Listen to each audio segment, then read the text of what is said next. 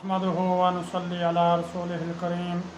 اما بعد فاعوذ بالله من الشيطان الرجيم بسم الله الرحمن الرحيم وننزل من القرآن ما هو شفاء ورحمة للمؤمنين۔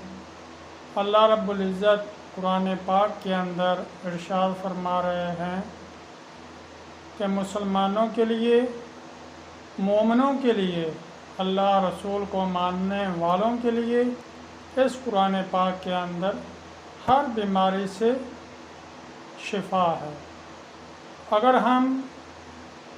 عقیدہ ٹھیک رکھیں گے، نیت ٹھیک رکھیں گے، اللہ سے ہونے کا یقین ہمارے دلوں کے اندر آ جائے گا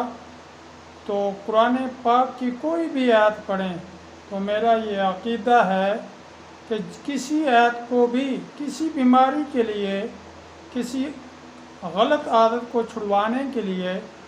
یا کسی بھی پریشانی کے لیے کسی بھی آیت کو پڑھیں گے، اگر ہمارا عقیدہ ٹھیک ہے، اللہ سے ہونے کا یقین دل کے اندر ہے تو اس آیت سے اللہ رب العزت شفا عطا فرما دیں گے۔ تو آج میں جو آپ کو بتانے جا رہا ہوں وہ یہ ہے کہ اگر کسی کا بھائی، کسی کا خاوند، کسی کا بیٹا نشے کی بری عادت میں پھنسا ہوا ہے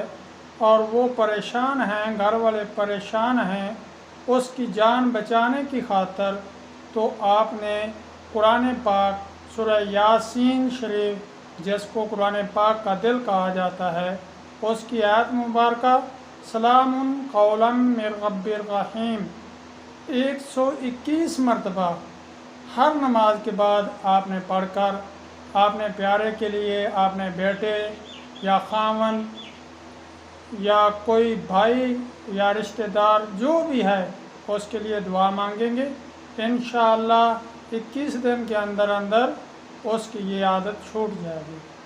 اگر وہ خود یہ وظیفہ پڑھنا چاہے تو خود پڑھے گا تو اس کو زیادہ فائدہ ہوگا۔ انشاءاللہ 11 دن کے اندر اندر اگر خود پڑھے گا تو اس کی آہستہ آہستہ یہ بری عادت چھوٹ جائے گی۔ وآخر دعوانا ان الحمد للہ رب العالمین۔